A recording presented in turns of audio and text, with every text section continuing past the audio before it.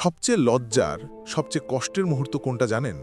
যখন কেউ সবার সামনে আপনাকে অপমান করে আর আপনি স্থির হয়ে দাঁড়িয়ে থাকেন, মুখ দিয়ে একটা শব্দও বের হয় না। মনে হয় শরীরটা আছে, কিন্তু ভিতরের মানুষটা জ্যাম হয়ে গেছে।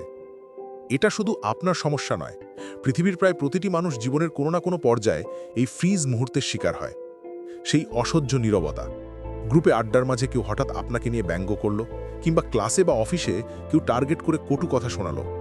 সাথে সাথে আপনার বুক ধড়ফড় শুরু হলো, মাথাটা ব্ল্যাঙ্ক হয়ে গেল। লজ্জা আর অপমানে আপনি কিছুই বলতে পারলেন না। কিন্তু সিচুয়েশন শেষ হওয়ার ঠিক 10 মিনিট পর হঠাৎ মাথায় আইডিয়ার ঝড়। ইস, ওটাই বলা উচিত ছিল, ওইভাবে রিয়্যাক্ট করলে জবাবটা পারফেক্ট হতো। কিন্তু তখন খেলা শেষ। আপনি জিততে পারতেন, কিন্তু আপনি নীরব ছিলেন। হেরে গেলেন শুধু চুপ থাকার কারণে। কেন এমন হয়? The science behind fridge. আমরা ভাবি এগুলো সাধারণ সামাজিক ঘটনা, কিন্তু আমাদের ব্রেন এগুলোকে নর্মাল ভাবে না। আপনার ইমেজ, রেপুটেশন এবং সামাজিক অবস্থান, এই তিনটে যখন হুমকির মুখে পড়ে, আদিম মস্তিষ্ক সেটাকে শত্রুর আক্রমণ বা জীবননাশের হুমকি হিসাবেই নেয়। ঠিক তখনই মস্তিষ্কের ইমার্জেন্সি অ্যালার্ম, অ্যামিগডালা, পুরো সিস্টেমের কন্ট্রোল নিয়ে নেয়। এর নির্দেশ একটা, বিপদ সামনে, লজিক বা চিন্তা বন্ধ করো, আগে বেঁচে থাকো। এই সময় ব্রেন তিনটে মোডের যে কোনো একটি চালু করে: ফাইট, ফ্লাইট অথবা ফ্রিজ। 1 নম্বর ফাইট, কেউ তৎক্ষণাৎ রেগে গিয়ে পাল্টাক আক্রমণ করে। 2 ফ্লাইট, কেউ পরিস্থিতি এড়িয়ে পালিয়ে যেতে চায়। 3 ফ্রিজ, আর এখানেই বেশিরভাগ মানুষ ফেসে যায়। মাথা হ্যাং হয়ে যায়, গলা শুকিয়ে যায়, জবাব দিতে চাইলেও শব্দ আটকে থাকে। ফ্রিজিংয়ের মূল কারণ অবচেতন মনে তীব্র ভয় কাজ করে। সবাই হাসবে, ভুল বলে ফেলবো না তো, ইমেজ নষ্ট হবে না তো। এই ভয়টাই আপনাকে থামিয়ে দেয়। যখন বিপদ ঘটে, ব্রেন রিল্যাক্স করে, তখন সব বুদ্ধি ফিরে আসে, কিন্তু ততক্ষণে দেরি হয়ে গেছে। সমাধান: ডার্ক সাইলেন্ট ট্রেনিং। আপনি দুর্বল নন, আপনার জবাব দেওয়ার ক্ষমতা নেই এটাও ভুল।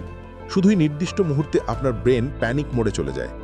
এখান থেকে বেরোবার 3টে অব্যর্থ সাইকোলজিক্যাল টেক। 1 পজ বা বিরতি, গোপন ডমিনেন্স, দ্য পাওয়ার পজ।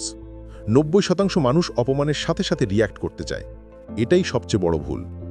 দ্রুত প্রতিক্রিয়া দেখানো দুর্বলতার লক্ষণ। টেকনিক: যখনই কেউ আঘাত করবে, সাথে সাথে উত্তর দেবেন না। 2 থেকে 3 সেকেন্ডের একটি পজ নিন। এই পজ আপনার নার্ভাস সিস্টেমকে রিসেট করে।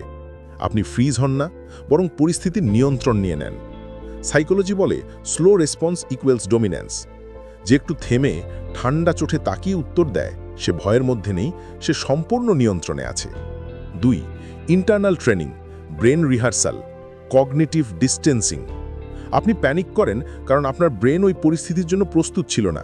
টেকনিক: প্রতিদিন 2 মিনিট চোখ বন্ধ করে ভিজুয়ালাইজ করুন। কল্পনা করুন কেউ আপনাকে অপমান করছে, আর আপনি শান্ত, স্থির এবং ঠান্ডা মাথায় তার জবাব দিচ্ছেন। কেউ ব্যঙ্গ করছে, আর আপনি হালকা হেসে নিখুঁত রিপ্লাই দিচ্ছেন। ব্রেন কল্পনা এবং বাস্তব অভিজ্ঞতার পার্থক্য বোঝে না, তাই বাস্তবে যখন এমন মুহূর্ত আসবে, ব্রেন আর পাগল হবে না, কারণ সে এই দৃশ্য আগেই দেখেছে। একে বলা হয় কগনিটিভ ডিস্টেন্সিং। 3 নম্বর এক্সটার্নাল ট্রেনিং, সাইলেন্ট কনফিডেন্স। আপনার কণ্ঠ বন্ধ হয়ে যায়, কারণ আপনি বাস্তবে খুব কমই নিজের ভয়েস ব্যবহার করেন। ছোট ছোট অভ্যেসের মাধ্যমে ব্রেনকে ট্রেন করতে হবে। টেকনিক: দোকানে বা রেস্তোরাঁয় অর্ডার করার সময় স্পষ্ট ও জোরালো গলায় বলুন। যেমন, ভাই চা দিন, না বলে বলুন, একটা আদা চা দিন, চিনিটা একটু কম রাখবেন। বন্ধুর গ্রুপে অন্তত একবার নিজের জোরালো মতামত দিন। অপ্রয়োজনীয় অনুরোধে না বা দ্বিমত পোষণ করার প্র্যাকটিস করুন। এগুলো ছোট মনে হলেও এগুলো ব্রেনকে শেখায় যে আমি চাইলে বলতে পারি। শেষ কথা: যখন আপনার ইন্টারনাল ইমাজিনেশন এবং এক্সটার্নাল প্র্যাকটিস একসাথে চলে, তখন আপনার ভেতরে এক ধরনের ইস্পাত কঠিন আত্মবিশ্বাস তৈরি হয়। তখন আর আপনি ফ্রিজ হবেন না, তখন আপনি নীরবতাকে অস্ত্র হিসাবে ব্যবহার করবেন।